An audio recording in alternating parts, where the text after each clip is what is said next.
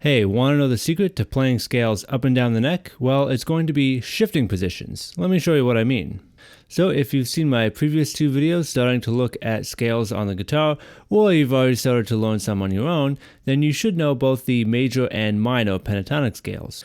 Well, this time around, I'm going to show you how to combine those two scales to be able to reach more frets and more notes. So up to now, you've probably thought of them as two completely different scales, and they are if you start on the same note.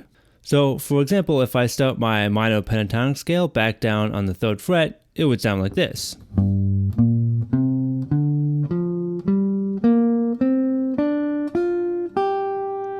Notice I've got that blue dot on the 3rd fret. That's my main starting note, also called the root note. Now, if I look at my major pentatonic scale, my root note is in red. And if I put that on the 3rd fret, it sounds like this.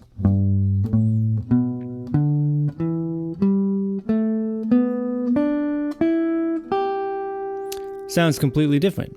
Let me show you one more time. The minor,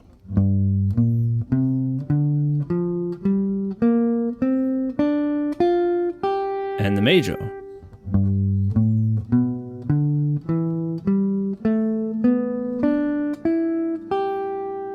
When I play them like that, it's called playing them parallel, or starting on the same note.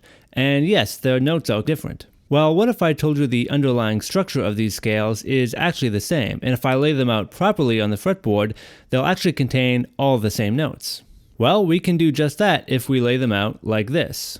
This gives us one big set of notes that will allow us to start moving around the fretboard. But you might remember when we played these scales, we wanted to lock our hand in position. And we still want to do that, but now we have two different positions that we can switch between. So, just like before, I'm going to start my minor pentatonic scale down on the 3rd fret. This means I'm in 3rd position, so I have my 1st finger assigned to the 3rd fret, my 2nd finger assigned to the 4th fret, my 3rd finger assigned to the 5th fret, and my 4th finger assigned to the 6th fret. And when I play the minor pentatonic scale, my hand doesn't have to move from that position.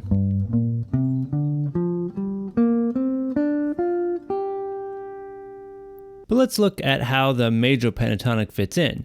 You might have noticed when I played my minor pentatonic scale, the first note, or the root, of the major pentatonic scale was under my 4th finger, up at the 6th fret. So to combine these two scales, they actually overlap a little bit. So to get to a major pentatonic scale that has all the same notes as the minor pentatonic scale that I just played, I only have to move up 2 positions, or 2 frets, to where my 2nd finger is on the 6th fret. However, I'm probably not going to switch positions on the low E string. It's just not a great place to do it. And this is going to be the trickiest bit of combining these two scales. While you might have gotten used to playing these scales starting on the lowest note, when we switch back and forth, we're going to be switching somewhere in the middle. One way to make it easier is going to be to focus on places where we can shift up on our 1st finger.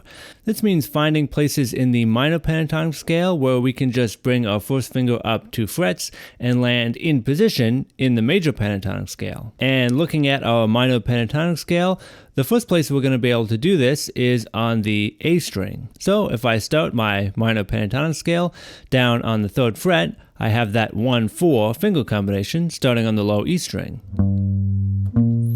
And then I go to the A string back to my 1st finger. But instead of playing the next note with my 3rd finger, I'm actually going to bring my 1st finger up 2 frets to that note.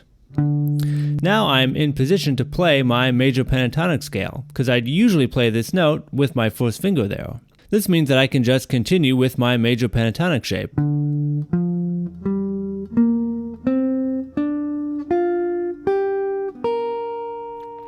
Let me show you that one more time. So let's go back to the minor pentatonic scale, starting down on the 3rd fret. So I start with just my 1 and 4 finger combination. I go back to my 1st finger on the next string. And again, instead of playing the next note with my 3rd finger like I usually would, I'm going to bring my 1st finger up 2 frets to play that note, putting me in position to just play the rest of my major pentatonic scale.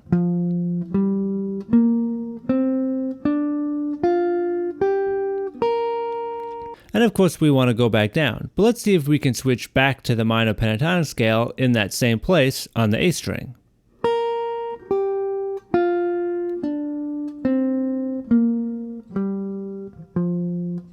So right here, I'm going to bring my first finger down 2 frets, and I'm back in the minor pentatonic. And there are a couple other similar places in the minor pentatonic scale where I can just bring my first finger up. So you might notice those middle couple of strings in the minor pentatonic scale are all great places to be able to shift up on your first finger. The only difference is you're jumping into the major pentatonic scale in different places. Again, that's going to be the tricky part, is once we shift up into the major pentatonic scale, remembering where you are in the scale to be able to keep going. So let me show you what it looks like. This time I'm going to switch up on the D string, but it will be pretty similar. I'm just going to shift up on my first finger and then finish off the rest of the major pentatonic scale. So I start my minor pentatonic scale again. But when I get to the D string here, instead of playing the next note with my third finger like I usually would, I bring my first finger up 2 frets and then finish off my major pentatonic scale. And again, I'm going to try and switch back down in the same place.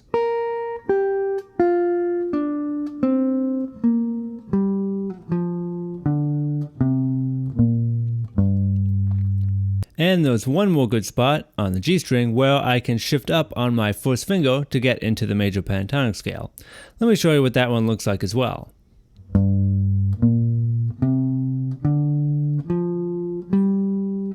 Shifting up here on my first finger and continuing with the rest of the major pentatonic.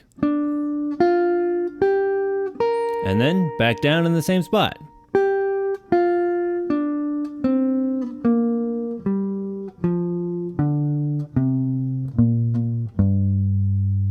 So the idea here is really to be switching positions, to go from assigning my fingers to one set of frets to assigning them to a different set of frets that are just a little bit higher. But once we've shifted, our fingers are still locked into place, so we can just plug in those finger combinations to get our scales.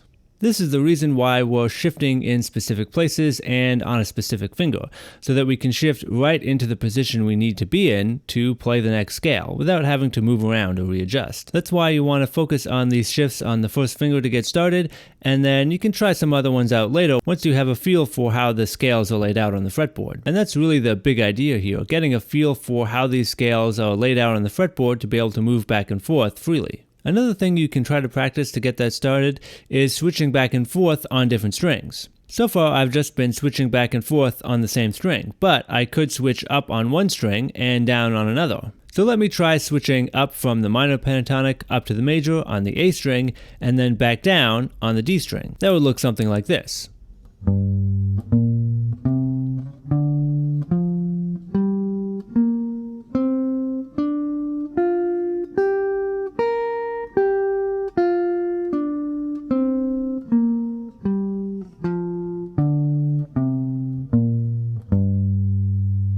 The idea there is to really get moving back and forth between the two shapes and the two positions more freely. That way you can move back and forth between the two scales as you please.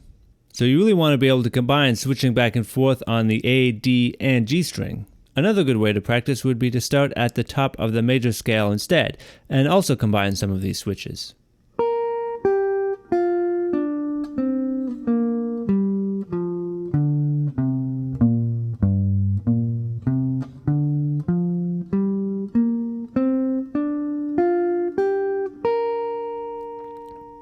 And of course, just going back and forth switching in different places. It can also be a good idea to play the whole scale up and down before switching back. Gives you a little bit of extra practice on the scales as well. Maybe something kind of like this.